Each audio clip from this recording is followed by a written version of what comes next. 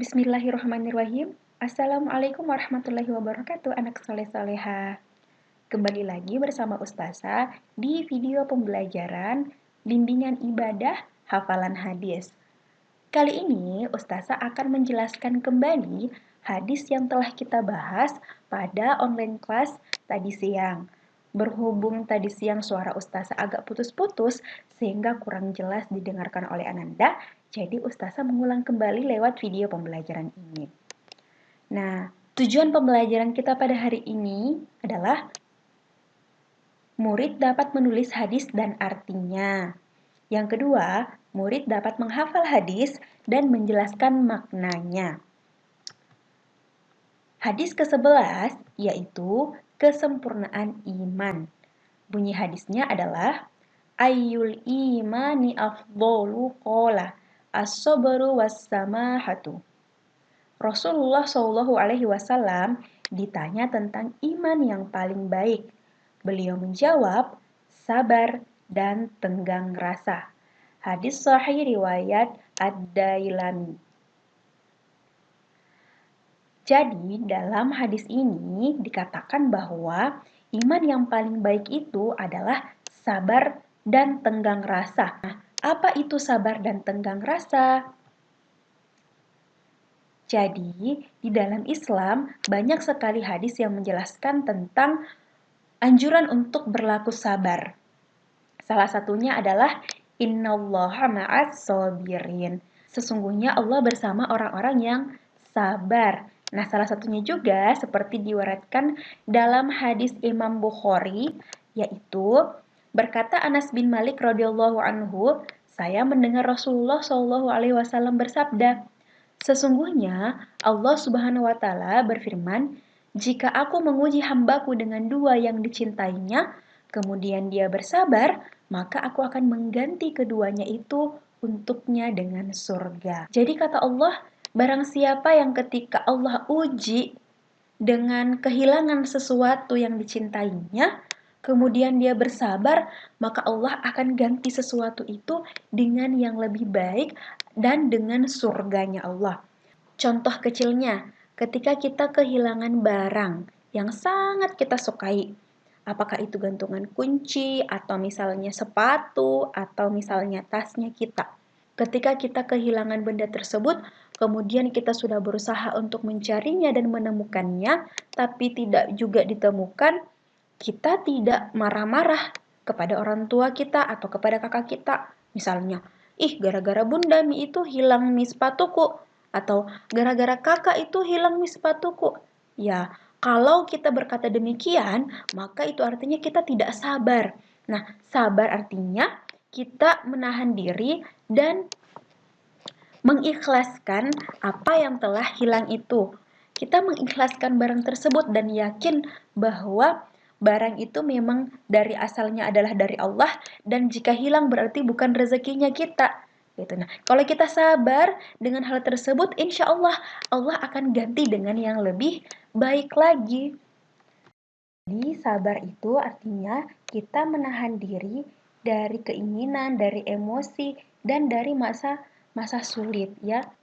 Menurut dalam hadis riwayat Ibnu Hibban, Ibnu Abid Dunya dan Dailami, sabar itu dibagi menjadi 3. Yang pertama, sabar dalam menghadapi musibah. Jadi maksudnya adalah ketika kita mendapat musibah seperti misalnya hari ini pandemi COVID-19, Corona, ya. Jadi dalam kondisi seperti ini kita tidak boleh mengeluh dan tidak boleh marah sama Allah. Ya, karena sabar itu menahan diri dan tidak mengeluh dalam keadaan yang sulit. Tidak mengatakan bahwa ya Allah, kenapakah harus ada corona? Ya Allah, capekku di rumah terus. Capekku belajar online ya Allah. Nah, kalau kita berkata demikian, artinya kita tidak sabar terhadap musibah yang Allah berikan kepada kita. Jadi, yang kita lakukan dalam menghadapi musibah adalah bersabar dan berdoa kepada Allah agar musibah tersebut cepat diangkat dari diri kita. Selanjutnya, sabar dalam menjalankan ketaatan. Sabar dalam taat kepada Allah melaksanakan ibadah-ibadah yang Allah perintahkan kepada kita. Mungkin ada yang bilang seperti ini, sholat terus, sholat 5 waktu, mengaji, sholat sunnah lagi, belum menghafal Quran, belum lagi sholat duha, puasa, banyak sekali. Nah, kalau kita sabar, Nak, Allah jamin kepada kita surganya Allah yang kenikmatannya itu tidak bisa kita bandingkan dengan dunia ini. Misalnya kita merasa enak kalau misalnya pergi ke jalan-jalan ke mall, atau jalan-jalan ke pantai, atau jalan-jalan ke luar negeri. Tidak sebanding nikmatnya dengan di surga.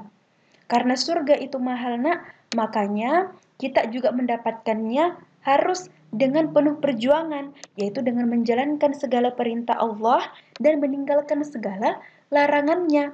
Kalau kita tidak sabar dalam menjalankan ibadah-ibadah yang Allah perintahkan kepada kita, maka balasannya adalah neraka, ya. Nah, selain sabar dalam menjalankan ketaatan, ada juga sabar dalam menghindari kemaksiatan. Ya, menahan diri untuk tidak melakukan kemaksiatan.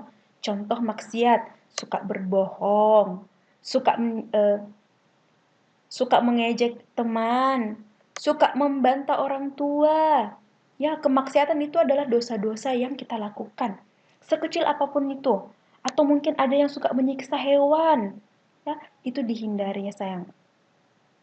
Jadi kita harus menghindari diri, menahan diri untuk tidak melakukan kemaksiatan atau dosa-dosa yang bisa mendatangkan kemudaratan bagi kita atau masalah untuk kita yang ujungnya nanti adalah balasan di akhirat. Kesempurnaan iman yang selanjutnya adalah dengan tenggang rasa.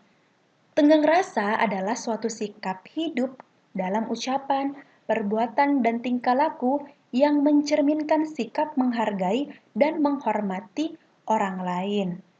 Artinya, tenggang rasa merupakan sikap yang mencerminkan menghargai dan menghormati orang lain, baik itu melalui ucapan kita, perbuatan kita, dan tingkah laku kita.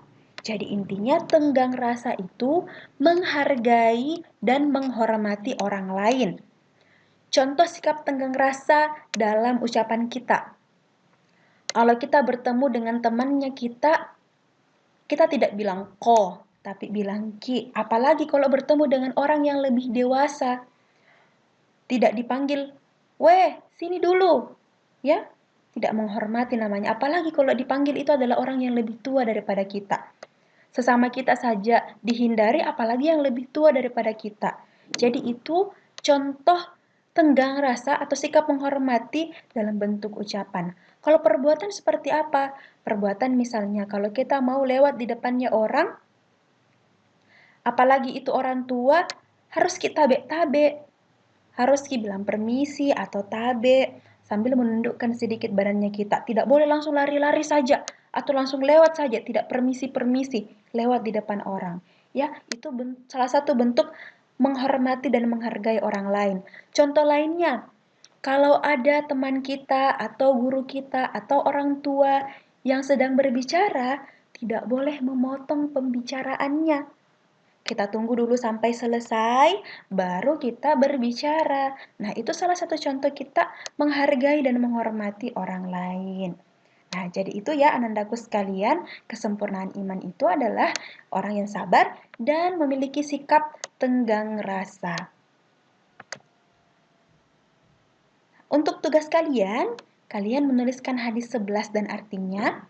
Kemudian, ananda sekalian menjelaskan hadis ke-11 dan menjelaskan sedikit maknanya ya, dihafal dan dijelaskan maknanya.